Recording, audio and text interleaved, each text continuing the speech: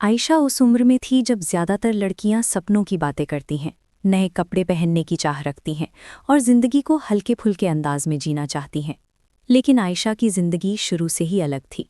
उसकी उम्र अभी 18 भी पूरी नहीं हुई थी और कंधों पर जिम्मेदारियों का बोझ उससे कहीं ज़्यादा भारी था। आयशा के पिता का देहांत बहुत पहले हो चुका था। उस दिन के बाद से घर की दीवारों में एक अजीब सी खामोशी बस गई थी। माँ दूसरों के घरों में काम करके जैसे तैसे घर चलाती थीं। कभी कभी शाम को लौटते समय उनके पैरों में सूजन आ जाती, लेकिन वे कुछ नहीं कहती। आयशा सब समझती थी, मगर चुप रहती थी। घर छोटा था, मगर सपने बड़े थे। आयशा को पढ़ना अच्छा लगता था। किताबें खोलते ही उसे लगता जैसे वो इस तंग दुनिया से निकलकर किसी और ही जगह पहुंच गई हो।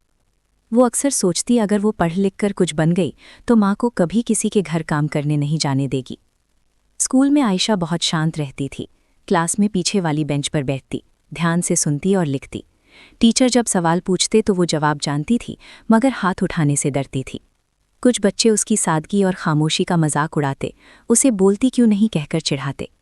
आयशा ने कभी जवाब नहीं दिया। उसे लगता था जवाब देने से ज़्यादा ज़रूरी है हालात से लड़ना। एक दिन स्कूल से फीस का नोटिस आया।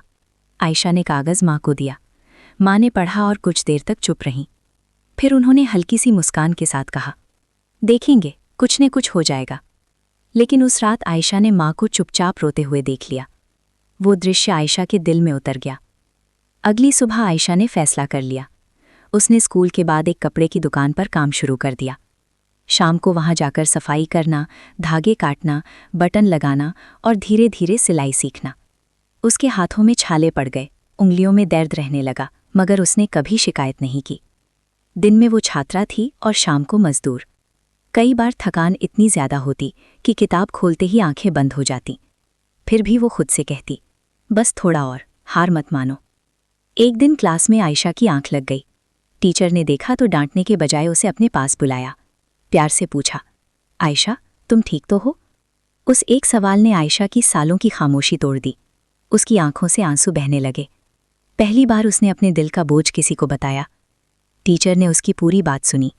उन्होंने स्कूल प्रशासन से बात की और आयशा के लिए स्कॉलरशिप की व्यवस्था करवाई। कुछ किताबें और कॉपियां भी दिलवाईं। आयशा को पहली बार लगा कि शायद उसकी ज़िंदगी पूरी तरह अंधेरी नहीं है। दिन बीतते गए। आयशा ने मेहनत और बढ़ा दी। वो सुबह जल्दी उठती, माँ के लिए चाय बनाती, स्कूल जाती, फिर काम पर जाती और रात में पढ़ाई करती। कई बार दिल करता कि सब छोड़ दे, लेकिन माँ का थका हुआ चेहरा उसे फिर से हिम्मत दे देता।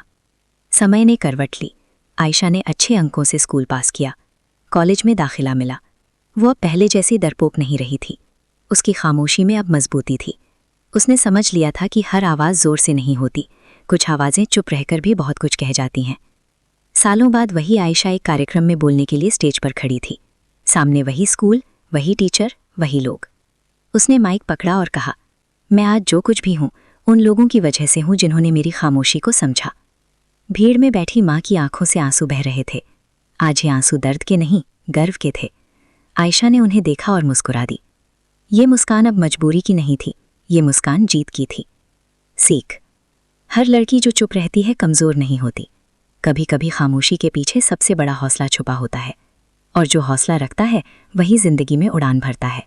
अगर आपको हमारी ये अच्छी लगी हो तो अपने दोस्तों में शेयर ज़रूर कीजिएगा। खुदा हाफिज़।